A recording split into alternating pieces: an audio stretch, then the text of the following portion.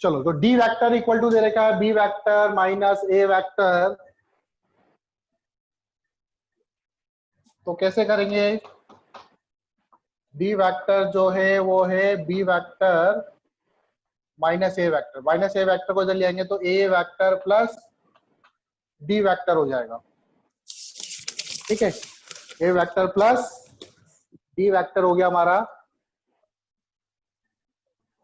अब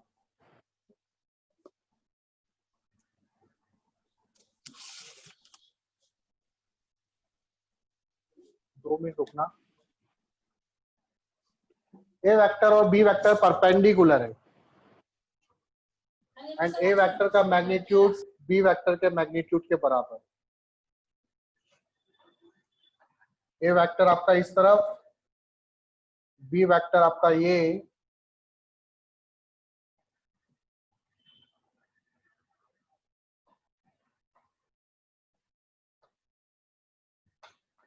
देखो यहां से क्या पता चल रहा है कि ए वेक्टर और डी वेक्टर इन दोनों का रिजल्टेंट कौन होगा? B vector. तो मुझे ए वेक्टर को इस तरफ ना बना के इस तरफ बनाना पड़ेगा, और जो डी वेक्टर होगा आपका ये वाला होगा। तो देखो ए वेक्टर और ये डी वेक्टर इन दोनों का रिजल्टेंट ये आ रहा है बी वेक्टर। अच्छा, ये ए और बी दोनों इक्वल है, इसको मत मानो आप। ए और बी इक्वल नहीं हो सकते।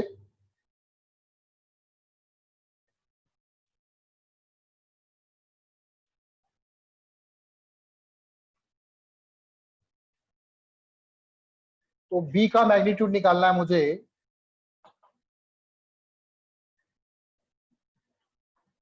तो बी का मैग्नीट्यूड, बी बराबर होगा under root a square plus d square plus 2AD cos theta. अब थीटा कौन सा वाला एंगल लेंगे? This angle is theta 90 sir, 90 लेंगे। हम तो ए और बी के बीच में निकाल रहे हैं ना। हाँ, तो 90 ही ए और बी परपेंडिकुलर तो 90 लेंगे सर।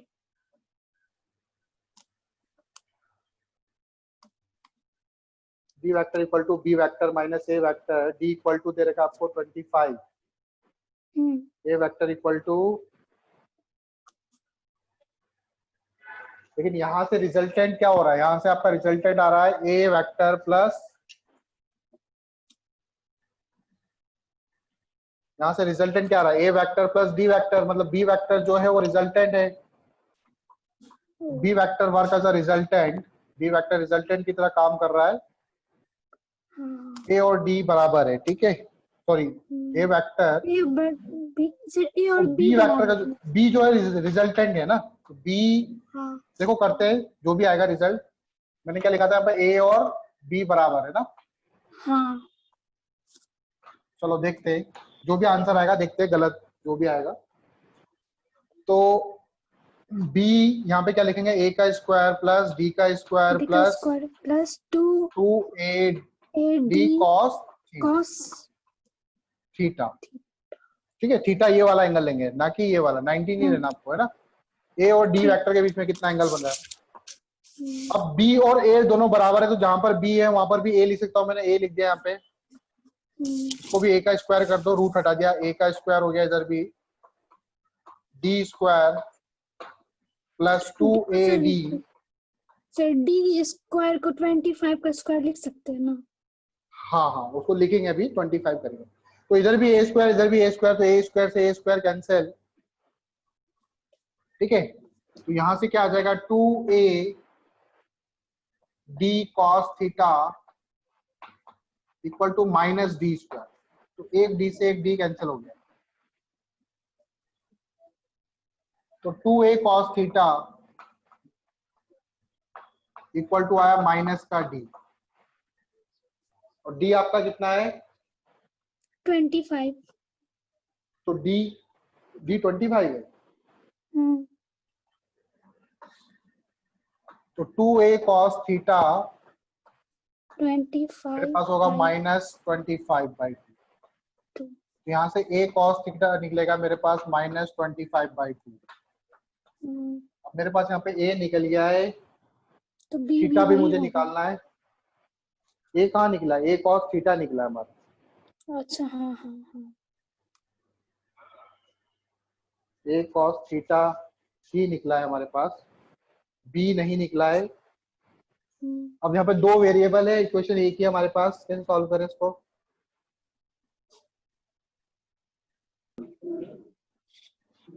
अगर a और b परपेंडिकुलर, चलो देखते हैं, a और b परपेंडिकुलर है, d as a hypotenuse work कर रहा है। अब मैं पाइथागोरस थ्योरम पे जाऊंगा, मैं वेक्टर पे नहीं जा रहा, पाइथागोरस थ्योरम पे जा रहा हूँ। मतलब d स्क्वायर बराबर होगा a square plus b square. ठीक है, अगर हमारा क्वेश्चन गलत होगा तो अपना भी गलत आ जाएगा। 25 का स्क्वायर, सॉरी d स्क्वायर, यहाँ पे 25 आएगा खाली। डी स्क्वायर नहीं। हाँ हाँ 25, और a और b बराबर है तो इसको मैं लिख सकता हूँ 2a स्क्वायर 2a स्क्वायर।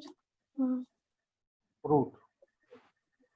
ठीक है, तो a बाहर आ जाएगा ऐसे, हाँ तो ये आ रूट जाएगा 2। 25/√2। तो a तो मुझे मिल गया 25/√2, हाँ और a की वैल्यू को यहाँ पे पुट कर देंगे हम लोग। cos theta equal to, sorry a की जगह लिख दो 25/√2। आ रहा है समझ में आप लोगों को? आ जाएगा बस। cos theta equal to minus, हाँ बेटा, सर इसको रेशनलाइज कर देंगे तो हम 25√2/2 होगा ना? नहीं करने की जरूरत ही नहीं, देखो करने की जरूरत, 25 से 25 कैंसिल, अच्छा हाँ 25 से 25 कैंसिल, तो cos थीटा बराबर कितना हो जाएगा? cos थीटा इक्वल टू हो जाएगा, दिख रहा है आपको यहाँ पे, यस सर। क्रॉस मल्टीप्लाई करो -√2/2, तो इस 2 को मैं √2 इंटू √2 लिख सकता हूँ। Yes sir. √2 से √2 cancel, cos theta equal to क्या है? -1/√2। तो 1/√2 कहीं वैल्यू होती है क्या? Yes sir. कौन से एंगल पे? 45। सॉरी 45। 45 पे होती है। Yes sir. 1/√2 फटे होते, माइनस है, माइनस है तो थीटा कितना होगा? माइनस है तो cos 135। ठीक है, ये आपने ट्रिग्नोमेट्री नहीं पढ़ी इसलिए आप लोगों को पता नहीं होगा। 135 डिग्री, तो थीटा इक्वल टू कितना होगा? 135 डिग्री। ठीक है, तो ये आंसर है इसका। सर मैं ठीक, मुझे अच्छा जो सवाल था। ये जो निकला था उसको सर मैं रेशनलाइज कर दी थी। अब वेक्टर हमने सब एडिशन करना सीख लिया, सब्ट्रैक्शन करना सीख लिया, अब आता मल्टीप्लिकेशन ऑफ वेक्टर। लेकिन अभी वेक्टर मल्टीप्लिकेशन नहीं सिखा रहा मैं, अगर किसी नंबर से हम वेक्टर को मल्टीप्लाई करेंगे तो क्या होगा। नंबर जैसे 1 2 3 4, ठीक है, तो सपोज करो ये पेन जो है, this pen represent 10 newton force. कितना? 10 न्यूटन का फोर्स को रिप्रेजेंट कर रहा है। इसको मैंने 2 से मल्टीप्लाई कर दिया, तो अब फोर्स कितना हो जाएगा? 20 अब फोर्स कितना हो जाएगा? 20 न्यूटन हो जाएगा। डायरेक्शन, वही रहेगा। डायरेक्शन वही रहेगा, बस मैग्नीट्यूड बढ़ गया इसका। अच्छा -2 से करता तो फिर डायरेक्शन चेंज। और अब मैग्नीट्यूड भी बढ़ जाता, हाँ अपोजिट हो जाता।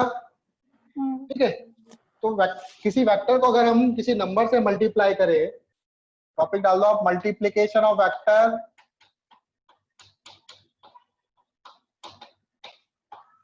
बाय अ नंबर,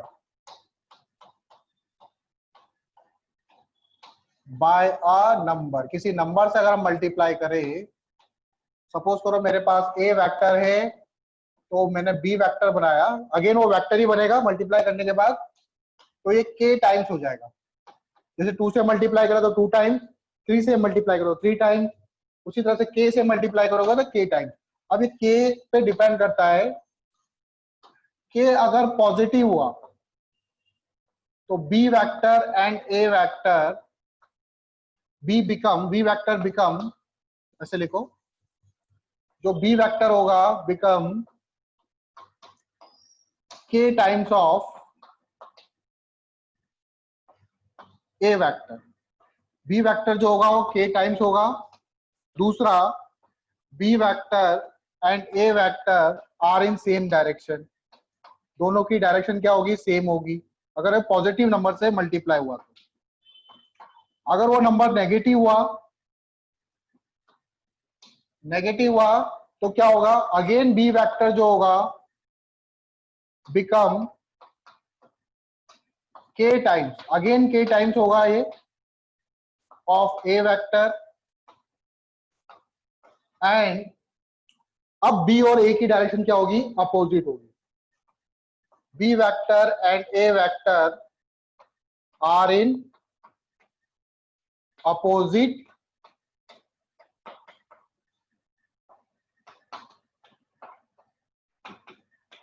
डायरेक्शन, ठीक है। B vector and A vector जो होंगे वो अब अपोजिट डायरेक्शन में होंगे, ठीक है। इसको नोट कर लो, बस इतना ही है इसमें। वेक्टर को किसी नंबर से अगर मल्टीप्लाई करेंगे तो क्या होगा हमारे पास, वो बस k टाइम्स हो जाएगा, जो नंबर से उतने टाइम्स हो जाएगा vector. Vector resolution of vector क्या होता है, वेक्टर एडिशन में क्या करते थे हम लोग, दो वेक्टर को ऐड करके एक थर्ड वेक्टर बनाया करते थे। अब रिजोल्यूशन में क्या होगा, एक वेक्टर को तोड़ के दो वेक्टर बनाएंगे, ठीक है। सर मल्टीप्लिकेशन पे एक क्वेश्चन करवा दीजिए ना पहले।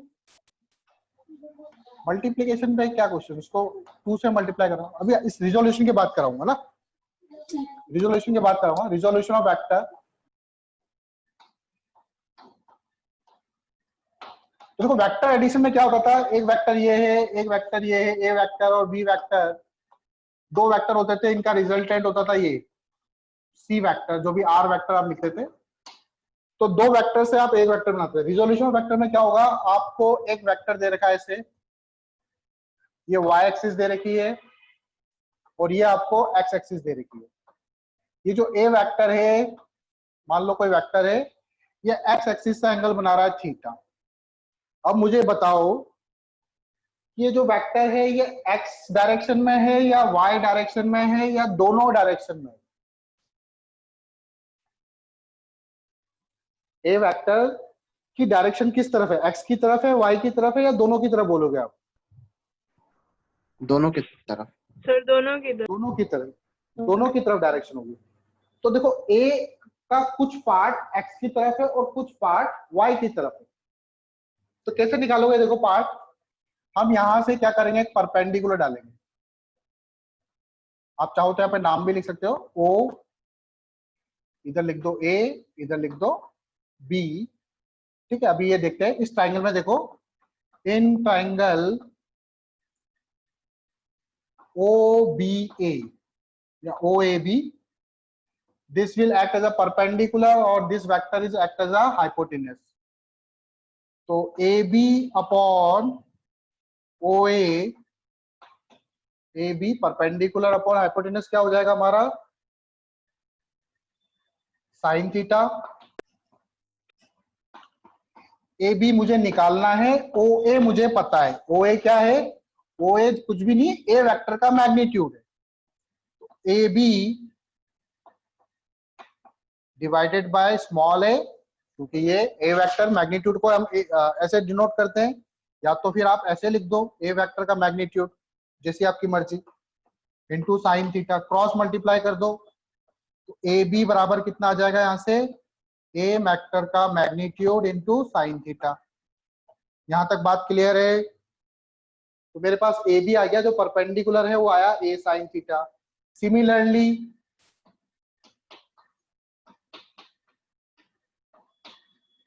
OB upon OA, base upon hypotenuse करूंगा, OB divided by OA, base upon hypotenuse क्या होगा, cos थीटा, ठीक है।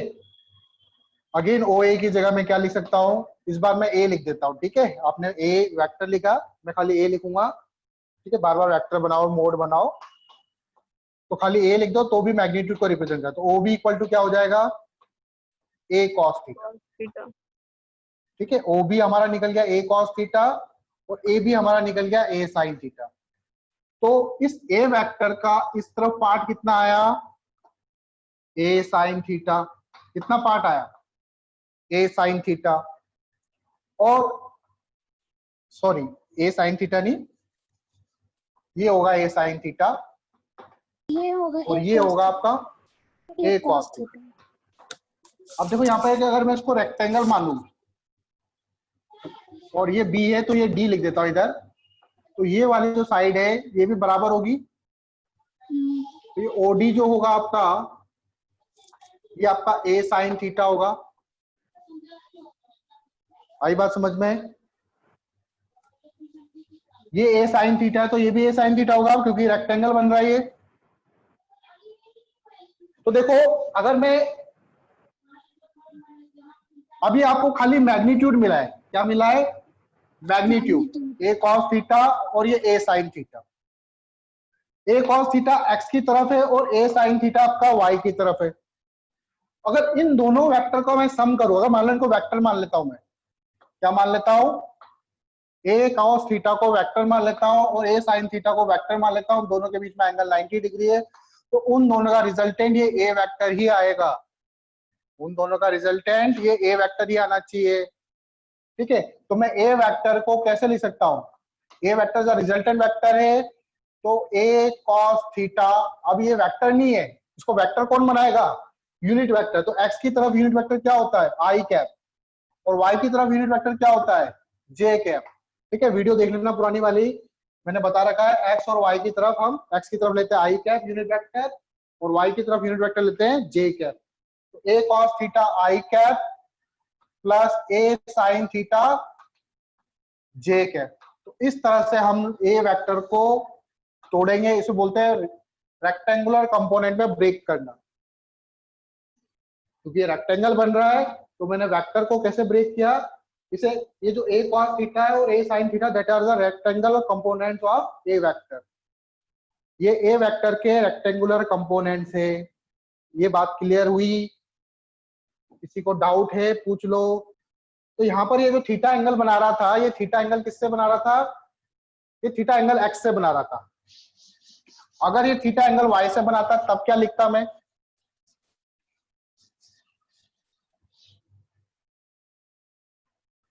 अगर मान लो ये y एक्सिस है, ये x एक्सिस है, ये a वेक्टर मान लो थीटा एंगल y से बनाता, तो अगेन वापस से कंपोनेंट करते हैं आप। अब इस बार ये वाला कंपोनेंट आपका होता a cos थीटा, क्योंकि इस ट्राइंगल में देखते हैं आप ये बेस की तरह काम करता, और ये होता आपका a sin थीटा। ये a sin थीटा तो ये वाला कंपोनेंट भी a sin थीटा सामने ही आता डायरेक्टली। ठीक है, तो अगेन आप a वेक्टर को आप क्या लिखते हैं? आप ए साइन थीटा आई कैप प्लस ए कॉस थीटा जे कैप। दोनों में अंतर है ना? दोनों में अंतर है ना? अब इस केस में क्या हो गया? अब याद रखो जिसके साथ एंगल बना था ये वेक्टर पहले, अब y के साथ एंगल बना रहा है तो उसका जो y वाला कंपोनेंट होगा वो a cos थीटा होगा। अगर ये x के साथ एंगल बनाता तो इसका x के साथ जो कंपोनेंट आता वो आता ये cos थीटा। बात समझ में आ रही है? a का ये y के साथ एंगल बना तो ये वाला कंपोनेंट आ गया a cos थीटा। मतलब जिसके साथ एंगल बनाता है उस एक्सिस की तरफ जो कंपोनेंट होता है वो हमेशा cos होता है, cos थीटा वाला कंपोनेंट होता है। ठीक है, ये बात समझ में आई? रब कर रहा हूं मैं इसको। जिस एक्सिस से एंगल बनाता है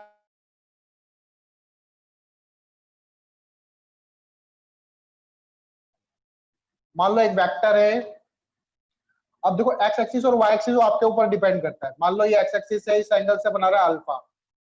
एक और एक्सिस आपने ले ली, ये एक्स एक्सिस है, एक और एक्सिस आपने मान ली ये एक्स डैश एक्सिस है, इससे ये एंगल बना रहा है बीटा। और एक और आपने एक्सिस ले ली एक्स डबल डैश, इससे एंगल बना रहा है ये गामा। तो मैं परपेंडिकुलर की बात नहीं कर रहा, मैं सिर्फ एक्सिस की बात कर रहा हूं। तो इस वाले वेक्टर का इस एक्स एक्सिस की तरफ कंपोनेंट क्या होगा? ए कॉस अल्फा, क्योंकि ये इससे अल्फा एंगल बना रहा है। इस ए वेक्टर का इस एक्स डैश के साथ एंगल क्या होगा? कंपोनेंट क्या होगा इस तरफ? That is a cos beta, क्योंकि ये इससे बीटा एंगल बना रहा है। और इस ए वेक्टर का इस वाले एक्सिस की तरफ कंपोनेंट क्या होगा, ए कॉस गामा। मतलब जिस एक्सिस से एंगल बनाता है उस एक्सिस की तरफ हमेशा आप कॉस वाला लिखोगे, ए कॉस अल्फा या बीटा या गामा, जितना एंगल बन रहा है वो चीज लिखोगे आप। ठीक है, आगे देखो। अब मान लो कोई वेक्टर है, जैसे अभी तो हमने 2D में बनाया, 3D में अगर वेक्टर हो, 3 डायमेंशनल वेक्टर। हाँ बेटा,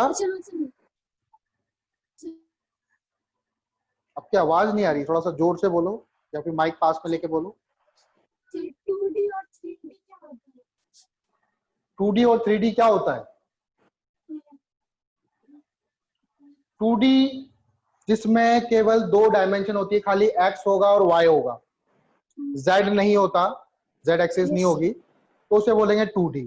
ठीक है, आप लोग कैरम वगैरह खेलते हो? कैरम, तो कैरम में जो कैरम खेलते होंगे, अभी लॉकडाउन लगा है तो सब बच्चे कैरम ही खेल रहे होंगे। मोबाइल में तो कैरम गेम डाउनलोड कर रखा होगा, लूडो कैरम, लूडो की बात कर लो या कैरम की बात कर लो। तो कैरम में जो क्या बोलते हैं उसको,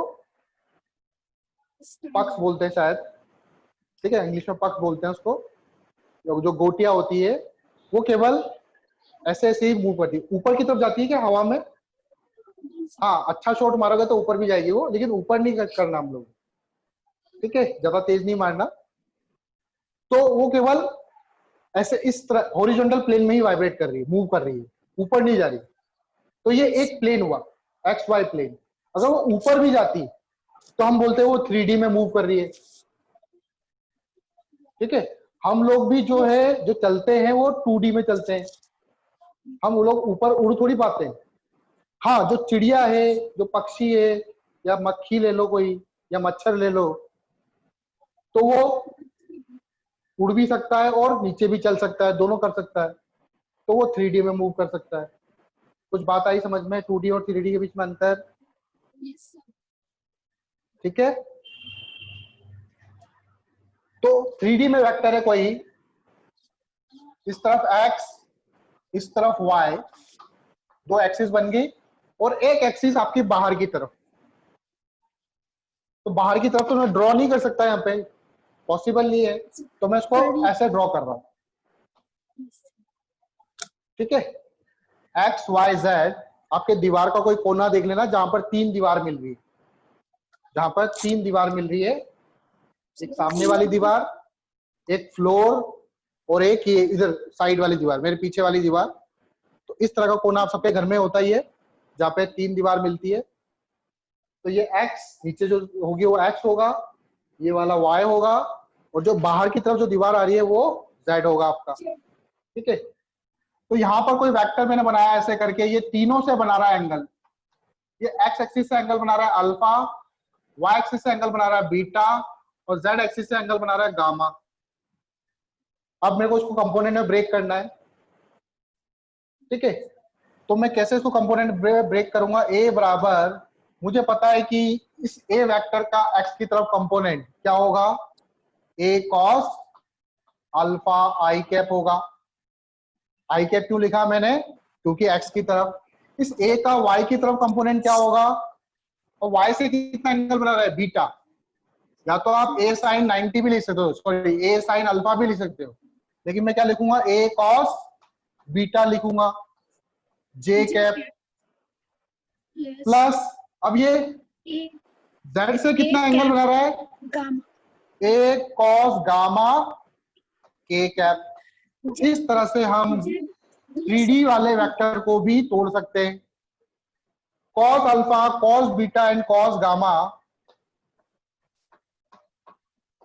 इनको बोलते हैं डायरेक्शन कोसाइंस। इनको बोलते हैं डायरेक्शन कोसाइंस। कोसाइन मतलब कोस, इनको डायरेक्शन कोसाइंस बोलते हैं। cos alpha, cos beta and cos gamma को डायरेक्शन कोसाइंस बोलते हैं। आया समझ में किस तरह से वेक्टर को 3D में भी हम तोड़ सकते हैं, 3D वेक्टर को भी।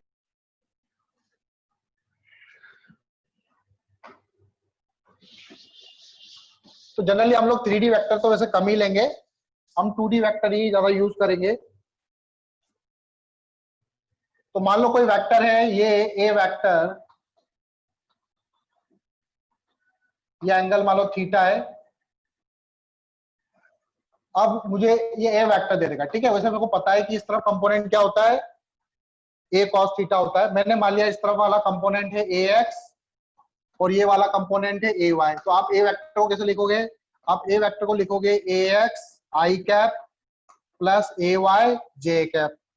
ए एक्स को क्या बोलोगे, X component of A vector, A Y को क्या बोलोगे, Y component of A vector, A vector का वाई कंपोनेंट, ठीक है। अब देखो यहाँ पे मैग्नीट्यूड कैसे निकालेंगे। ए वेक्टर का अगर मैग्नीट्यूड निकालना है तो मैंने बोला कि इन दोनों को दो वेक्टर समझेंगे हम लोग, और तो इन दोनों का रिजल्टेंट ही ये आ रहा है। हमने क्या करा है, इन दोनों वेक्टर, एक वेक्टर को दो वेक्टर में तोड़ा, तो इन दोनों का रिजल्टेंट ये होना चाहिए। और दोनों वेक्टर के बीच में कितना एंगल है, 90। तो मैं डायरेक्टली ए एक्स का स्क्वायर प्लस ए वाई का स्क्वायर कर सकता हूं। अगर मुझे ए वेक्टर का मैग्नीट्यूड चाहिए, आप ऐसे मैग्नीट्यूड लिख लो, तो वो आएगा ए एक्स का स्क्वायर प्लस ए वाई का स्क्वायर। इसको याद रखना है आपको।